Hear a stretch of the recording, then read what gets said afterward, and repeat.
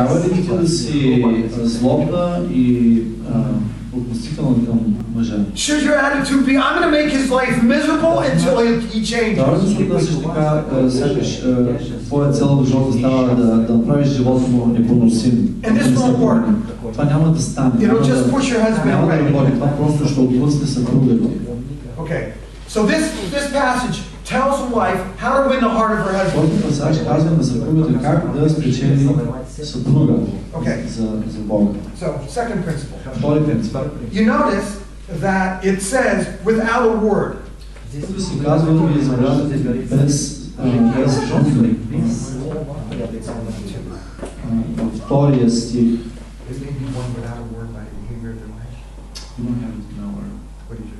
It says, when they see that you live in fear and purity.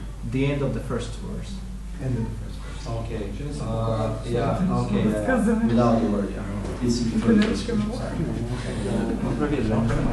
Listen. The principle is that constant criticism Принципът е, че постоянната критика и or constant complaining постоянното оплакване or constantly asking is not going to win your husband. или постоянното молене няма да спечели съпруга. A wife may think, hey, my words are kind and gentle. Една съпруга може да си казва, аз непрекъснато се опитвам да съм мила и внимателна с думите си. But when you're constantly complaining or criticizing, когато непрекъснато се оплакваш или критикуваш, a man hears something entirely different. Мъжът чува точно обратно, нещо различно. In Proverbs 25 it says it's better to live on the corner of a roof. В Притчи 25 се казва, по-добре да живееш на ъгъла на къща. Than with a woman who's always complaining and is quick to argue. С една жена, която винаги се оплаква и спори. Now, if you're the kind of a wife that's constantly asking and criticizing and complaining, Ако си кажеш една, която непрекъснато се оплаква и иска и още. it's very rare for a husband to go and sit on the roof.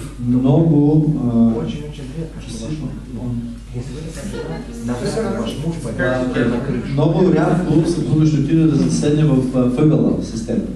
But instead of doing that, се въгъла на къщата, на къщата. But instead of doing that, what your husband's going to start doing, he's going to start spending more time at work. Тогава съпругът ще по-скоро ще започне да прекара повече време. Because he's trying to get away from this constant barrage. Ще се опитва да избяга от тези непрекъснати. Or he's going to be spending time drinking with his buddies. Или просто ще ходи да пие с приятели. Or go fishing. Или за риба. Or go anywhere just to get away from his wife. Някъде да избяга от присъствието на нас. Okay, so when you're constantly asking and complaining, it makes him feel again like you're his wife. Се оплакваш, ти караш да се чувства така все едно си негова майка. The third principle. Третият принцип. It's from verse 2. Той се намира във втория стих.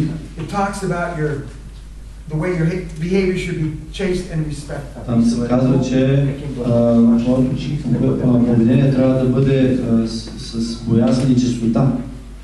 It means that your behavior toward your husband should be admirable.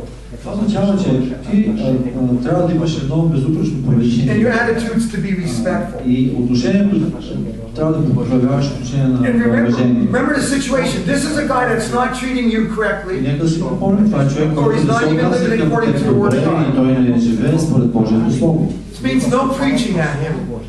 Така че не можеш да проповядваш на него. No giving him mental beatings. Това означава да не го даваш някакви, да не го биеш духовно и ментално. And no trying to manipulate. Да не го манипулираш. Okay, and number 4. Четвърто.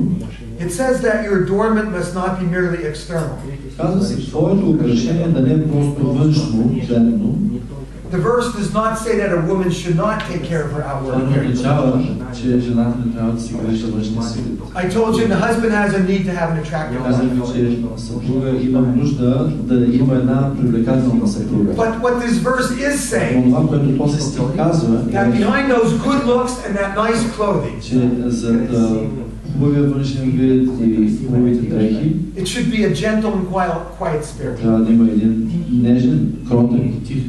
Wives, you want to be the kind of lady Съпруги, вие би трябвало да стремите да сте такава жена, that your husband can't wait to come home and be with you at night. Че мъжът да няма търпение да се върне вкъщи и да He doesn't have to fear that you're going to be this mean, nasty, criticizing Той не трябва woman. да се страхува, че вие ще бъдете такава злобна и критикуваща жена с цялото време. That's part of having a sweet spirit. Това е част от това да имаш един тих, кротък дух. He wants to be home with you. Той да иска да пожелае да с теб в дома. Okay, number 5. Пето, that sweet spirit is precious in the sight of God. този кротък дух е скъпоценен в Божиите очи. And the last principle. И последният принцип. In verse 6 it talks about that a woman should have this attitude without being frightened. В 6 се казва, че жената трябва да има това отношение без да се бои. I believe this verse is talking about intimidation. Вярвам, че тук се говори за заплашване в този стих.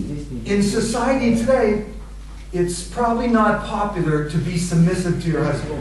Може би в обществото днес не е популярно да се поправяш на съпруга си.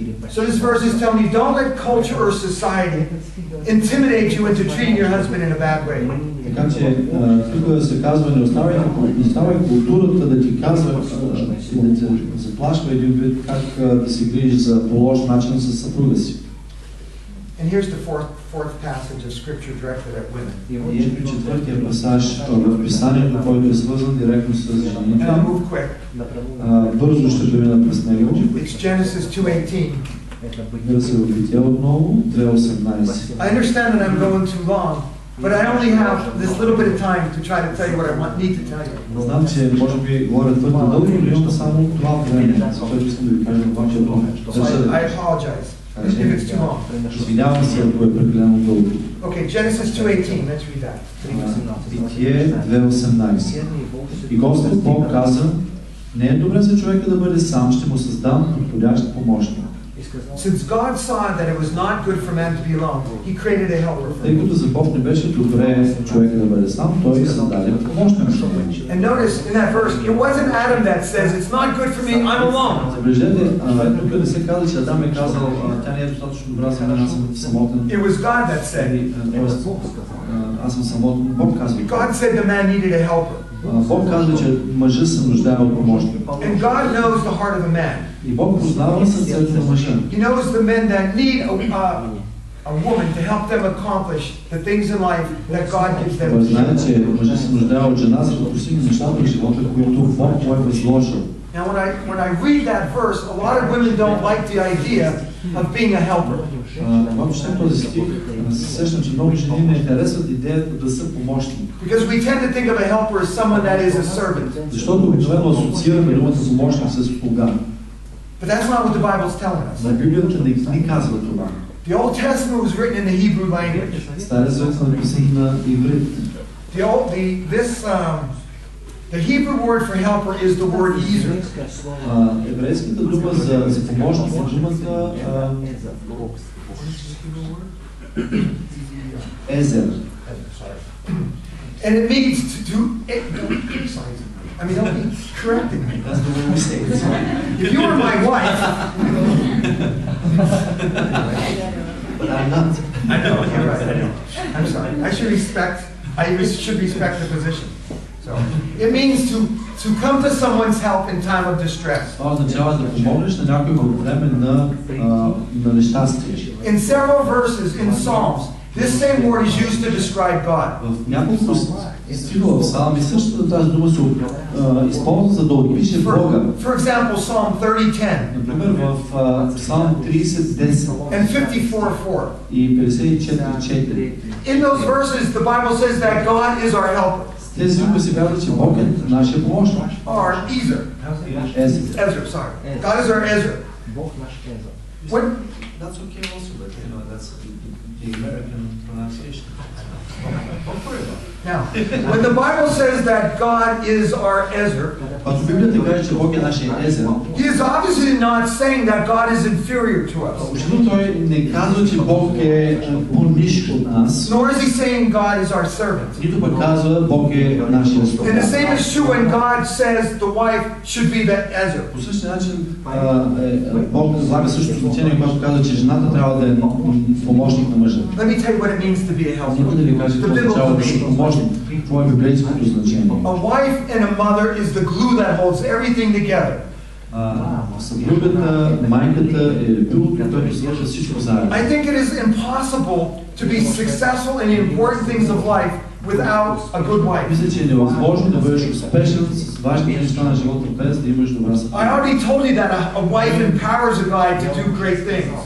Вече ви казах как съпругата е тази, която ни вдъхва кораж, сили да правим велики неща. But raising kids, having a good ministry, да имаме, да отглеждаме деца, да имаме хубаво успешно служение, having a successful career.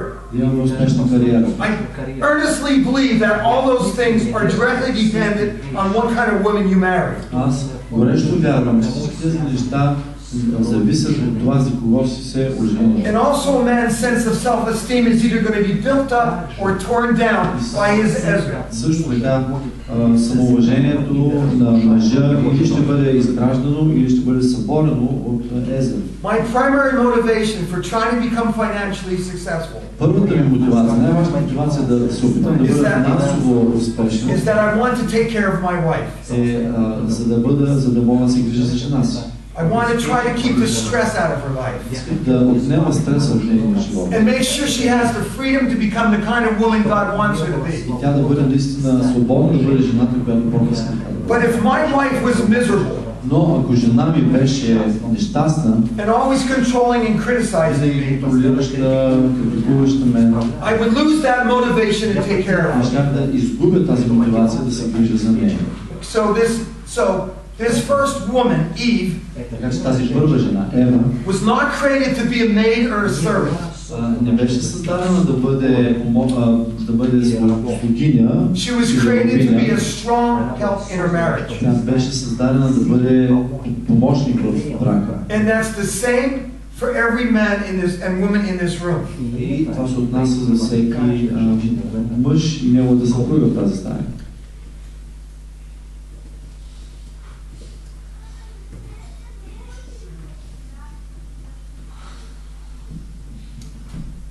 Last thing, it'll take me 2 minutes. И последното нещо. In chapter 31, Proverbs chapter 31, Притчи 31, we find a description of a wife that is as perfect as a woman as there ever was made. Там има едно описание на най-съвършената възможна жена, която някога е живяла. You read it for yourself. Proverbs 31. Притчи 31. But in the middle of that verse in the middle of that chapter is a tremendous verse. Но по средата някъде на тази глава има един невероятен стих. It's verse 23. Proverbs 31:23. стих. Притчи 31:23. Мъже ги е познат при портите, когато седи между местните старейшини. The gate is where the leaders and the successful men of the city would gather together and discuss business or whatever. Водачите на града се събирали при портите, за да обсъждат важните въпроси. But think about it. Proverbs 31, every verse is talking about how incredible this woman is. Но замислете се, в Притчи 31 всеки стих говори за това колко невероятна е тази жена. And here all of a sudden this verse is inserted to tell about how important her husband was. Изведнъж тук се вмъкнат един стих, който казва колко е важен нейният съпруг. I believe this verse was inserted as a direct message to every wife and every husband. Този стих е вмъкнат тук като директно послание към всеки мъж и всяка жена. It's telling us that husband did not earn that position of importance on his own. Това ни казва, че този мъж не е спечелил тази позиция сам. He got there because he had an incredible woman back home. And every man that does not view his wife as a strong help and a strong partner, всеки мъж, който не чувства силна подкрепа и помощ в своята съпруга, or to look for her skills, her intellect, would be a foolish man. Или тя няма достатъчно умения и интелект му помага, тогава той би бил глупав мъж.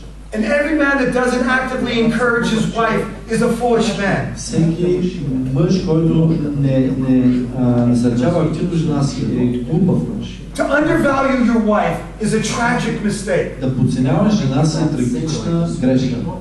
Here's another reason I love my wife. Ето още една причина, поради която аз I look at my two kids, Sam and Molly. Гледам моите две деца, сега са 20. And I look at them and I compare them to many of their friends that come from a broken home. И аз като ги погледна, ги сравнявам с много други деца, които идват от семейства с развод. And I get down on my knees and I thank Almighty God for the wife that He gave me. И прилича на земята и благодаря на Бога за жената, която ми е подарувал. Because my kids have been able to grow up in a home where they were loved and cared for and it was stable. Защото моите деца са отраснали в един дом, където са получили любов и грижа и един дом, който е стабилен. All that because of my wife. И всичко заради моята съпруга. And me and every man that's smart Всеки мъж, който е достатъчно умен, would have to say, if we had a choice between a huge pot of gold, трябва да каже, ако той има избор между огромна куца злато or a great wife, или страхотна we would take our съпруга, wife. трябва да вземе жената, съпругата. Because you can have everything you want in life if you just have a good wife. Защото може да имаш всяко нещо, което пожелаеш в живота, ако имаш съпруга, подходяща. Stop there. Thank you for your Ще patience. се спрем тук, а че да за вниманието.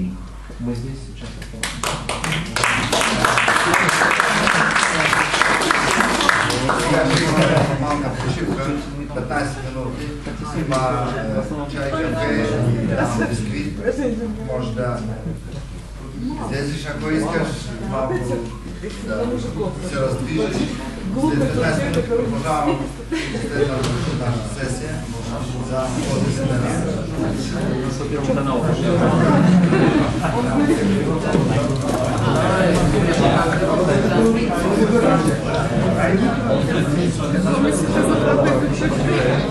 Съгласни ли сте като мъже или не?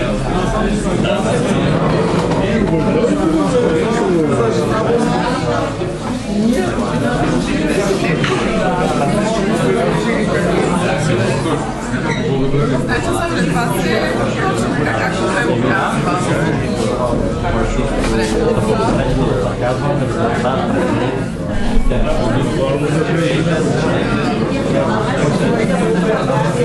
Готовь,